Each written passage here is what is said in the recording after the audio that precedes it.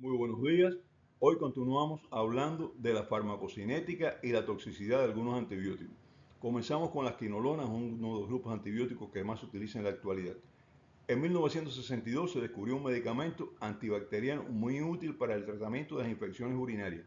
Yo le indiqué mucho, en muchos pacientes, siempre con buenos resultados, aunque causaba un poco de molestias gástricas, a veces hasta intolerables, ¿no? Había personas que no podían tolerarlo por las molestias gástricas que producía.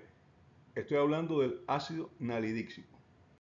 Bueno, el ácido nalidíxico es el antepasado de la fluoroquinolona, pudiéramos decir el abuelo de las actuales fluoroquinolonas. Las utilizadas en la actualidad contienen un átomo de flúor y son derivados sintéticos de productos naturales. El ácido nalidíxico pertenece a la primera generación y actualmente es muy poco usado.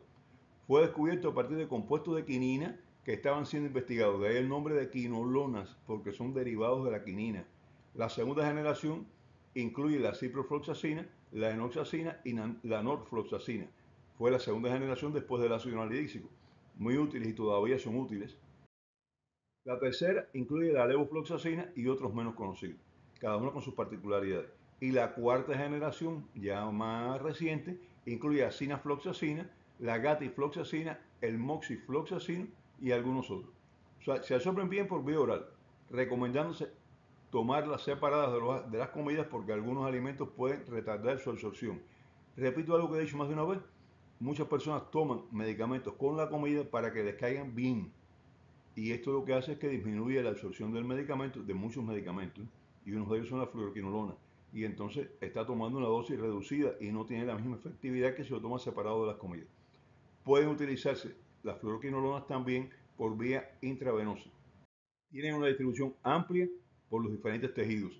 Atraviesan las meninges inflamadas y penetran al interior de las células, algo muy importante porque muchos antibióticos no penetran al interior de las células.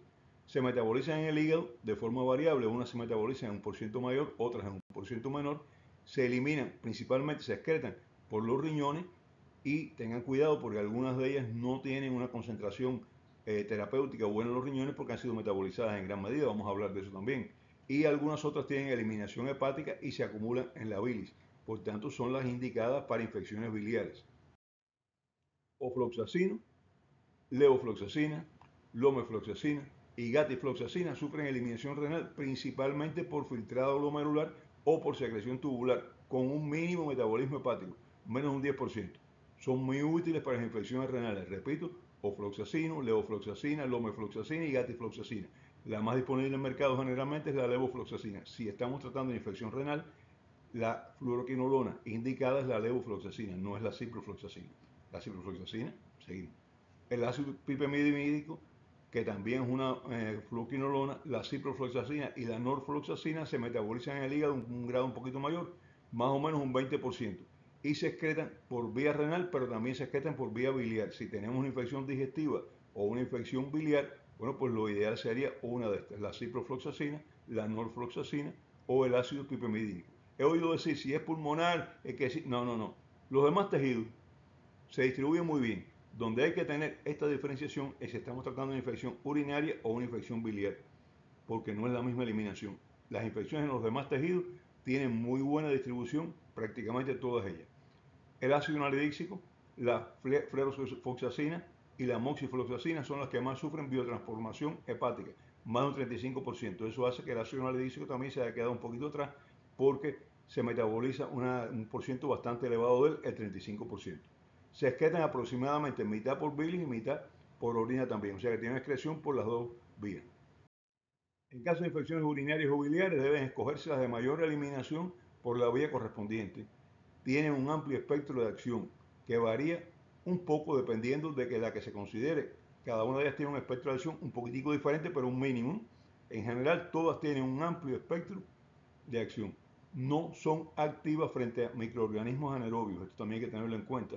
Una infección por un microorganismo anaerobio, no utilizar ninguna de las fluoroquinolonas porque no son efectivas. Por lo general son bien toleradas, aunque pueden causar efectos adversos que son más frecuentes en ancianos y niños. Nosotros por lo general no hemos visto muchos efectos adversos de la quinolona, pero sí se observan en personas de cierta edad y en niños sobre todo de sexo masculino. ¿Por qué? Bueno, no se sabe, ¿no? No se sabe. Si estas personas además tienen una enfermedad osteomuscular, los efectos indeseables son mayores. Si tienen enfermedad renal o si tienen una gran actividad física. Son tres condiciones que pueden facilitar la aparición de efectos indeseables. ¿Y por qué? Porque en el sistema osteomuscular producen tendinitis y rhabdomiolisis. La rhabdomiolisis es lesiones con destrucción de las células musculares y la tendinitis es inflamación de los tendones. Esto lo produce en el sistema osteomuscular. El de los ancianos y el de los niños es más débil, desde luego. Las personas que hacen grandes esfuerzos físicos también son más susceptibles de que aparezcan estos problemas. Los que padecen enfermedad osteomuscular también. En el sistema nervioso pueden causar vértigos, insomnio, intranquilidad, dolor de cabeza, movimientos involuntarios, inflamación de los nervios, neuritis periférica y trastornos psíquicos con manifestaciones de psicosis. Pueden causar convulsiones raras veces, pero lo pueden causar, sobre todo cuando se utilizan dosis muy elevadas de fluoroquinolona. El síndrome de Steven-Johnson, que es una lesión de la piel con lesiones necróticas de piel y es una situación bastante grave, bueno, pues también puede aparecer raras veces, pero puede aparecer con la quinolona. Y pueden causar hipoglicemia en pacientes diabéticos. Cuidado porque la pueden causar también. No se conoce el mecanismo, por lo menos yo no lo conozco, y no es una complicación muy problemática, pero puede causarla. En efectos gastrointestinales son posiblemente los que más producen. Puede dar molestias digestivas, náuseas, dolor en boca del estómago, vómito, diarrea, y se plantea que en pacientes con miastenia gravis pueden empeorar los síntomas. También pueden causar alteraciones en la conducción cardíaca, prolongando el intervalo QT, que es un espacio del electrocardiograma que va a decirnos el espacio desde el inicio de la contracción ventricular hasta el inicio de la relajación ventricular, lo que mide el espacio QT, el intervalo QT, y esto se produce porque las quinolonas entre sus acciones tienen el bloqueo de los canales de calcio, lo que favorece esta prolongación del intervalo QT, favorece la aparición de algunas arritmias, sobre todo un tipo de arritmia que es muy grave, que son las torsades de Pointes. Es muy grave esta arritmia y puede ser favorecida por las quinolonas. Están contraindicadas en pacientes epilépticos o en pacientes con lesiones neurológicas y también están contraindicadas en pacientes con arritmias cardíacas que prolonguen el intervalo QT, que ya dije lo que era, desde el inicio de la contracción ventricular hasta la relajación ventricular. Muchos efectos adversos, pero afortunadamente son poco frecuentes. No son frecuentes y eso hace que las quinolonas se utilicen en gran medida hoy en día y con mucha eficiencia. Bueno, hablemos un poquito de los macrólidos. Macrólidos es otro grupo de antibióticos bastante utilizados. Fue descubierto el primero de ellos, la eritromicina, en 1952. Las más utilizadas son la acitromicina y la claritromicina, porque la eritromicina tenía más efectos indeseables gástricos y además tiene que ser administrada cada 6 horas. Se absorbe muy bien por vía oral y se utilizan por vía intramuscular.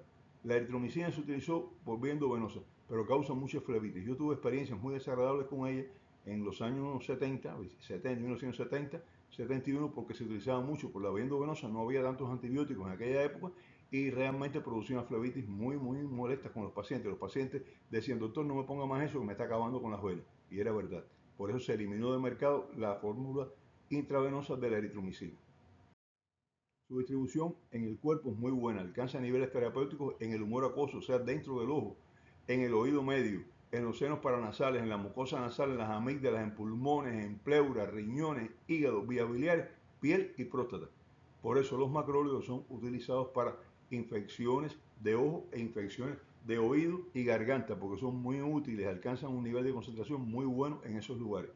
No tienen buena distribución dentro de las meninges, en el hueso ni en líquido sinovial. Por eso no se utilizan en caso de meningoencefalitis ni se utilizan en caso de infecciones de hueso, osteomielitis y tampoco en infecciones articulares, artritis infecciosa. No se utilizan ahí porque no tienen buena penetración. Se metabolizan parcialmente en el hígado y la claritromicina se elimina en un 50% por riñones y 50% por la bilis y es muy útil en el tratamiento de algunas enfermedades digestivas. La eritromicina y la citromicina tienen una eliminación principalmente biliar, por lo que no son útiles en infecciones del tracto urinario. Todas ellas tienen ciclo enterohepático, es decir, se eliminan por vías biliares, se reabsorben por el tubo digestivo y pasan de nuevo a la sangre. Eso le prolonga un poquito más la vida media. Aunque en el caso de eritromicina ya les dije que tiene que administrarse cada 6 horas. Tiene una vida media muy corta. Su espectro de acción es sobre todo para microorganismos gram positivos aunque la acitromicina tiene más actividad antibacterias gram negativas que las demás, sobre todo la acitromicina contra hemófilos influenzae, infecciones respiratorias por hemófilos influenzae. Por eso la utilizan con frecuencia ante diferentes tipos de infecciones respiratorias, por si existe algún tipo de microorganismo gram negativo de los que ella sí tiene espectro frente a ellos. La eritromicina tiene una vida media corta, ya lo he dicho 2 veces, debe administrarse cada 6 horas. La eritromicina se administra cada 12 horas y la acitromicina una vez por día, cada 24 horas. He visto personas que me han preguntado, ¿y no puedo tomar más? No, señor, si con una vez al día tiene 24 horas, es el ciclo medio de ella, no hay problema. Los efectos adversos no son frecuentes, aunque lo son más. O sea, hay más efectos adversos con la eritromicina e incluyen náuseas, vómitos, diarreas, toxicidad hepática, alergia, arritmias cardíacas con la eritromicina, no con los demás, y trastornos de la audición. Estos son también ligeros, no son tan graves y poco frecuentes, pero aparecen. Los aminoglucósidos, tercer grupo antibiótico que vamos a tratar hoy, son un grupo que incluye la streptomicina, la kanamicina, la gentamicina, la amicacina, la neomicina y otros más. No se absorben por el intestino, muy importante. Suministrar estos antibióticos por la boca tiene una sola indicación, ya hemos hablado de ella, infección por Clostridium difficile. Cualquier otra administración por la boca es inútil porque no se absorben. Se administran por lo general por vía intramuscular o por vía endovenosa.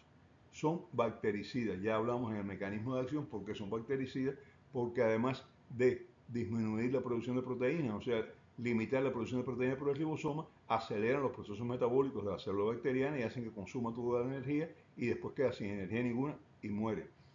Necesitan un ambiente con oxígeno para penetrar en las bacterias y esto hace que no sean efectivos frente a bacterias anaerobias que viven en ambientes muy pobres o ausentes de oxígeno.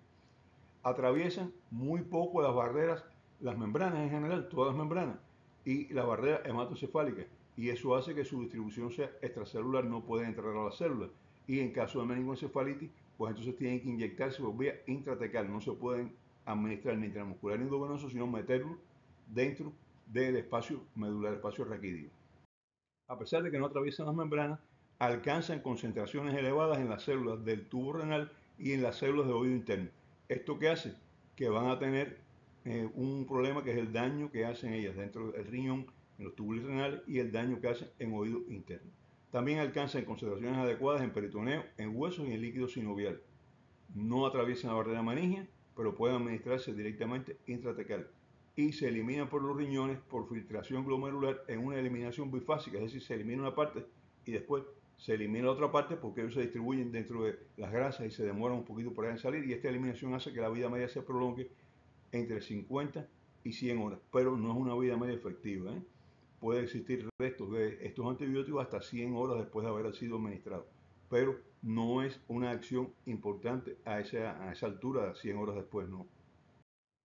No son efectivos en presencia de pus, no son efectivos en medio ácido y no son efectivos en ausencia de oxígeno y por eso no son útiles en los abscesos.